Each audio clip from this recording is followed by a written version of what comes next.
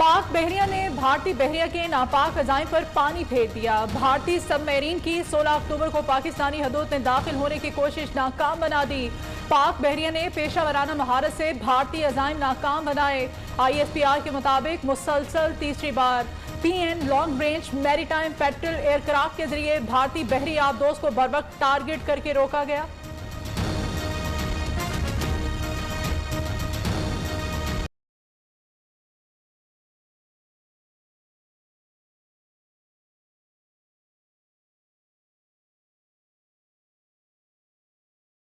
वसल्लम का जश्न, मुल्क भर में नजरो न्याज का सिलसिला जारी। चिन्योट में 63 मन वजनी केक काटने की तकरीब। मंडी बहाउद्दीन में पिस्ता बादाम से बना 140 मन मिल्क शेक तैयार। सुहावा में 250 पाउंड का केक काटने की तकरीब। फैसलाबाद में वजीर मुमलिकत इत्तलात फरूख हबीब ने 63 पाउंड का केक काटा। मुल्तान में 200 मन हलवे की बेक तैयार की गई। नबी सल्लल्लाहु अलैहि वसल्लम से रहनुमाई लेकर कोरोना जैसे चैलेंज से निपटने में कामयाबी हासिल की।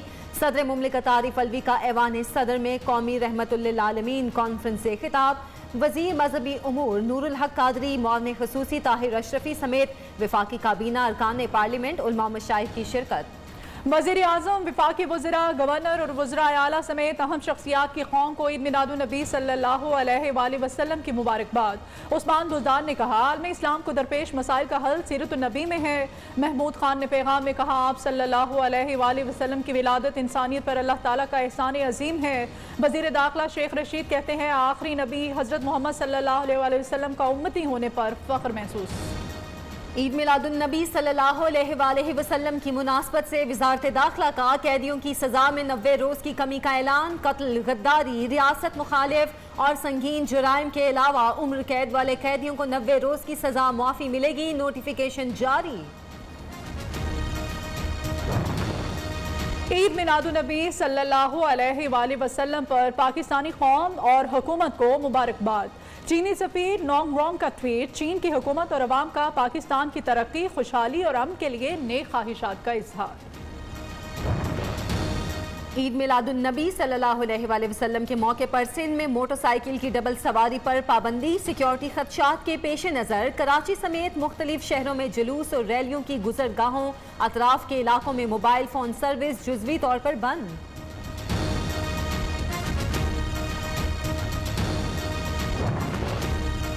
महंगाई से घबराए अवाम के लिए बुरी खबर। बिजली की कीमतों में 2 रुपये 65 पैसे फी यूनिट इजाफे का इम्कान। सेंट्रल पावर परचेजिंग एजेंसी की नेपरा को दरखास्त। सितंबर की माहाना फ्यूल एडजस्टिंग की मद में दायर की गई।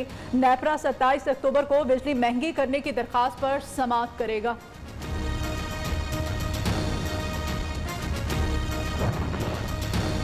LNG सौदे में ताखीर से महंगी बिजली का खुमियाजा कौम को भुगतना पड़ रहा है। वजीर तवानाई सिंध इम्तियाज शेख का विफाकी वजीर हम्माद अजहर से मुस्ताफी होने का मुतालबा।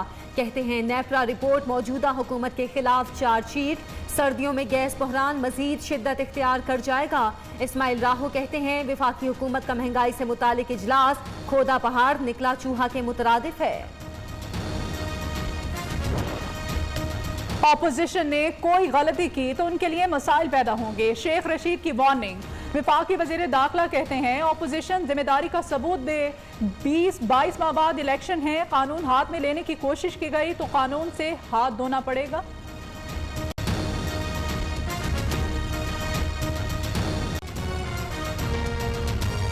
कहा जा रहा है कि तीसरी बार इस तरह से किया गया है।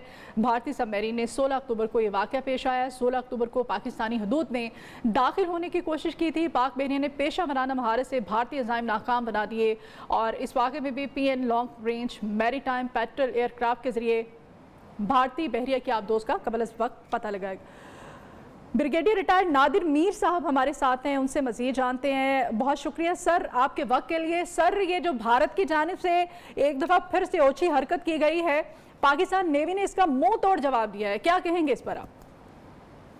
भारत तो हर वक्त मौके की तलाश में होता है कि पाकिस्तान के खिलाफ किसी किस्म की जारहाना एंटी पाकिस्तान कार्रवाई करे। वो इंटरनेशनल लेवल पे है, वो अफगानिस्तान से करता था जहाँ से अभी उसको शिकस्त हुई है, निकाला गया है।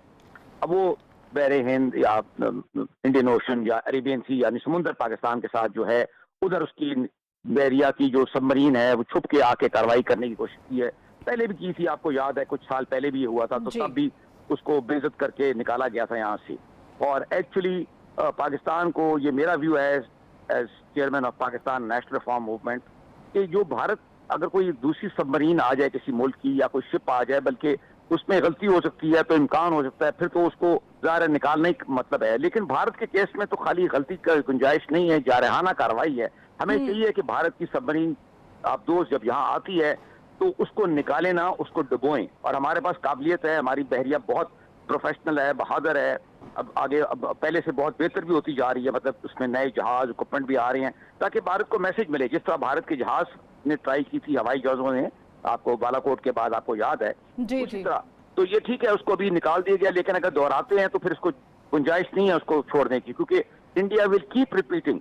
ये मैं बार बार, इंडिया इज द एनिमी, देखिए वो हर तरीके से, और आजकल चूंकि पाकिस्तान में सियासी तौर पे या किसी तौर पे कुछ भी हो तो वो उसका फायदा उठाना चाहता है। और आम हालात के अंदर भी भारत ने में कभी कश्मीर में कार्रवाई करनी है जारहाना, उन्होंने सर्जिकल स्ट्राइक की बात की, आपने सुना पिछले दिनों, तो पाकिस्तान ने उसका जवाब दिया। अब उनकी सबमरीन और ये जो आबदोज है, इसने पाकिस्तान की हदूद में, समुद्री हदूद में आके जारहाना कार्रवाई की, तो निकाल दिया पाकिस्तान नेवी ने। बहुत अच्छा काम किया। Next time we should sync it, तो वो देना चाहिए उसको।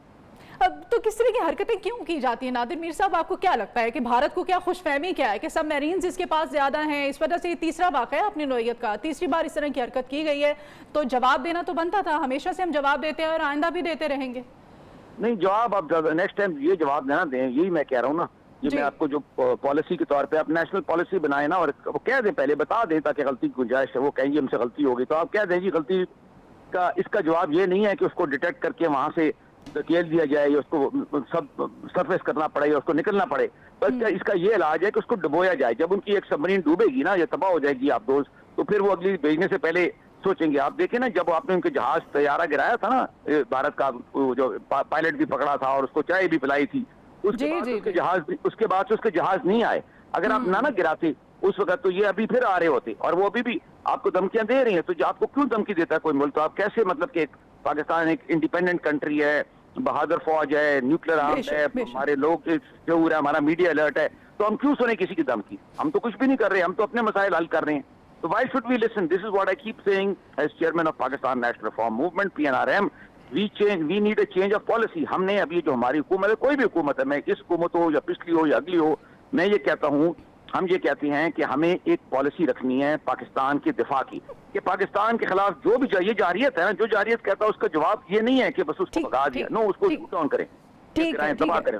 बहुत शुक्रिया सर आपके वक्त के लिए। और इस वक्त हमारे साथ टेलीफोन लाइन पर मौजूद है फरीद रईस, एंकर पर्सन है आप। फरीद, बहुत शुक्रिया आपके वक्त के लिए। फरीद, ये जो तीसरा वाक़या है अपनी नौयत का, भारतीय सबमरीन ने पाकिस्तानी हदूद की खिलाफ वर्जी करने की कोशिश की है और पाकिस्तान की जानिब से जवाब दे दिया गया है। मजीद क्या स्ट्रेटजी हमें अपनानी चाहिए, क्या कहेंगे, आपकी क्या राय है? देखिए मदिया, ये सबसे पहले तो ये बड़ी अहम चीज है, और इस बात को खराज तहसीन पेश करना चाहिए जो हमारी पाक अफवाज हैं। जितनी भी तारीफ की जाए उतना कम है कि हमारा, और ये भी सामने जहन में रखना चाहिए, और दुश्मन को इस बात के बारे में अब जान लेना चाहिए कि जो हमारा दिफा है वो मजबूत हाथों के अंदर है। हमारा दिफा कमजोर बिल्कुल भी नहीं है। जैसे आपने बताया कि ये तीसरा वाक़या है, कोई पहली मर्तबा नहीं है। हमने देखा कि इससे पहले जो है वो अभी भी हमारा दुश्मन जो है वो अपने जख्म चाट रहा है। हमने देखा कि जो ऑपरेशन स्विफ्ट रेटॉर्ड था, अभिनंदन का तैयारा जिस तरीके से हमने मार गिराया है यहाँ पे, उसके बाद दुश्मन को ये जान लेना चाहिए कि पाकिस्तान का दिफा कमजोर नहीं है। वो चाहे उसकी फजाई सरहदें हों, वो चाहे उसकी समुद्री सरहदें हों, हर जगह के ऊपर पाकिस्तान का दिफा मजबूत है। यकीनी तौर के ऊपर हम गुज़िश्ता दिनों से ये वाली बात देख रहे हैं। आपने देखा कि अफगानिस्तान से जब से अमरीकी अफवाज का इनखला हुआ और उसके बाद से जिस शर्मिंदगी का, जिस हज़मियत का सामना भारत को करना पड़ा कि उसने जितनी इन्वेस्टमेंट वहां पे की, जितना उसने उस जमीन को पाकिस्तान के खिलाफ इस्तेमाल किया, वहां से उसका रोल खत्म हो गया, एलिमिनेट हो गया उसका रोल। अब वो किसी न किसी सूरत में इस चीज में कोशिश तो वो